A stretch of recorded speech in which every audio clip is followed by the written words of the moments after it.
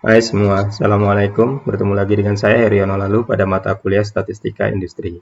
Pada kali ini kita akan membahas pengenalan tentang statistika non-parametrik. Pada statistika inferensia, isinya biasanya terkait estimasi dan pengujian hipotesis tentang parameter populasi. Dasar yang digunakan untuk menduga atau menguji parameter populasi tersebut adalah distribusi statistik. Nah, statistika non-parametrik yang akan diperkenalkan itu melakukan pengujian tanpa adanya distribusi dari statistik tertentu untuk menduga parameter populasi. Kayak dinamakan statistika non-parametrik. Ada dua yang akan diperkenalkan dalam mata kuliah ini. Yang pertama yaitu uji runtun. Uji runtun ini digunakan untuk menguji keacakan atau randomness sebuah sampel. Pada pertemuan yang lain, kita akan membahas tentang uji tanda atau sign test. Pembahasan uji runtun kita mulai dengan definisi sebuah runtun. Runtun adalah kelompok nilai yang sama secara berurutan dari rangkaian nilai yang didapat dari pengamatan. Misalkan ada sampel, ada 12 orang, yang di dalamnya adalah 6 orang laki-laki dan 6 orang perempuan. Total sampelnya adalah 12. Sebenarnya hasil pengambilan sampelnya secara berurutan adalah perempuan-perempuan, kemudian laki-laki, perempuan-perempuan, laki-laki, laki-laki, laki-laki, perempuan, laki-laki, dan perempuan. Nah, dari sini kelompok nilai yang sama secara berurutan, ini ada perempuan-perempuan, ini disebut satu runtun. Kemudian laki-laki, karena setelahnya adalah perempuan, berarti laki-laki ini sendiri adalah satu runtun. Kemudian ini perempuan, ini satu runtun, ini laki-laki 3 berurutan, satu runtun, perempuan sendiri satu runtun, kemudian laki-laki 2 berurutan, ini satu runtun, dan ini runtun yang terakhir. Totalnya adalah 12 sesuai ukuran sampelnya. Jadi dari ukuran sampel 12 terdapat 1, 2, 3, 4, 5, 6, 7 buah runtun. Jadi si sampel N sama dengan 12 dalam pengambilannya memiliki 7 buah runtun. Permasalahan yang ingin dijawab atau analisis yang dilakukan dengan uji runtun adalah ingin mengetahui apakah hasil pengambilan sampel 12 orang yang terdiri dari 6 orang laki-laki dan 6 orang perempuan seperti dijelaskan sebelumnya terjadi secara random atau acak, ataukah sebenarnya ini tidak random proses pengambilan sampelnya. Berikut adalah logika pengujian untuk mengatakan apakah hasil pengamatan dengan runtun sama dengan 7 ini adalah kejadian yang random ataukah tidak random.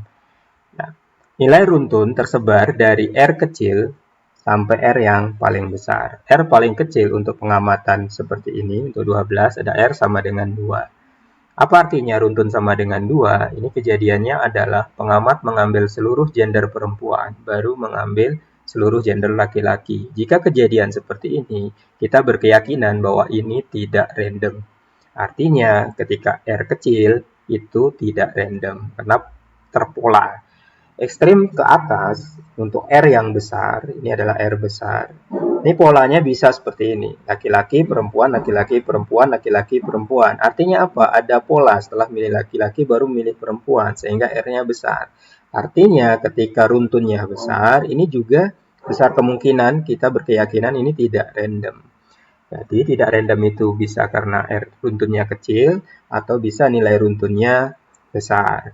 Nah, randomnya ada di mana? Random ada di tengah-tengah. Nah, untuk mengatakan tengah-tengah kita membutuhkan dua nilai kritis, yaitu sebuah batas di bawah ya, dan sebuah batas di atas. Bagaimana menentukan batas bawah dan batas atas nilai R?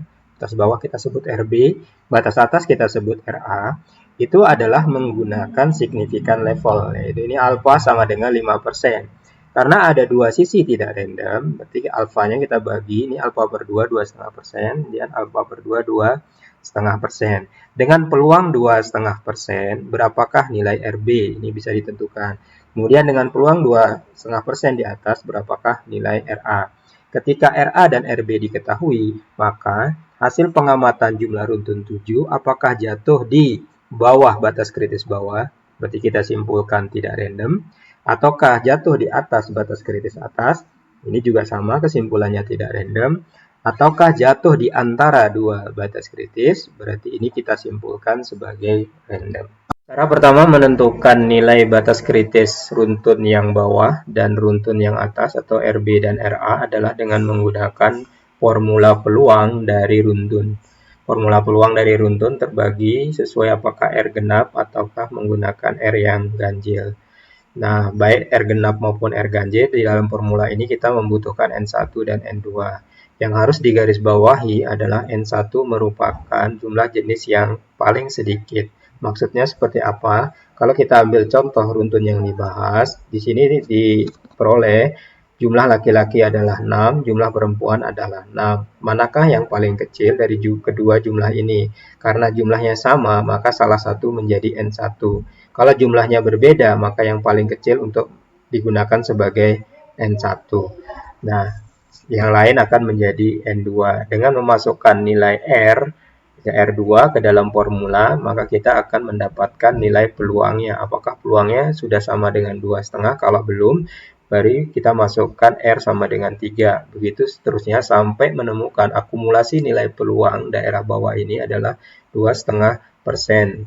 Itu adalah cara menentukan batas bawah RB. Batas atas juga dengan cara yang sama, yaitu cuma logika peluangnya adalah yang lebih besar dari RB yang totalnya adalah 2,5%. Nah, ini adalah cara pertama menentukan batas bawah dan batas atas, yaitu dengan memasukkan nilai R yang dicoba untuk mendapatkan nilai peluang yang diinginkan. Cuma cara ini kita tidak gunakan di dalam pembahasan kita akan menggunakan cara berikutnya, yaitu menggunakan tabel runtun. Cara kedua yang akan kita gunakan untuk menentukan batas bawah runtun dan batas atas runtun dalam pengujian adalah dengan menggunakan tabel runtun untuk alfa sama dengan 5% untuk uji dua sisi. Nah, yang untuk membaca tabel yang kita butuhkan adalah nilai N1 dan N2. Diingat kembali bahwa N1 merupakan nilai jumlah yang paling kecil. Karena kebetulan kasusnya adalah sama 6, maka salah satu menjadi N1. Berarti kita butuh membaca tabel N1 sama dengan 6 dan N2 sama dengan 6 untuk alfa totalnya 5% uji dua sisi. Berikut adalah tabel runtun. Dalam tabel ini kolom adalah N1, kemudian yang baris ini adalah N2. Kita punya N1 sama dengan 6, kemudian N2 sama dengan 6, ya, bertemu di sini. Itu artinya apa? Yang atas ini adalah R yang batas bawah atau RB, kemudian yang sebelah sini atau yang bawah ini adalah yang R yang atas. Berarti kita dapatkan 3 dan 11.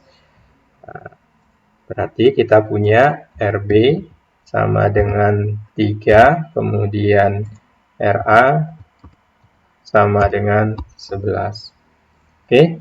Nah, setelah kita menemukan batas atas dan batas atas dan batas bawah, maka kita bisa memasukkan nilai runtun pengamatan 7, berarti 7 ada di antara 3 dan 11, sehingga nanti bisa disimpulkan bahwa pengamatan ini adalah random. Nah, bagaimana operasional detail dari pengujian hipotesis menggunakan uji runtun? Untuk uji keacakan akan kita bahas di video selanjutnya.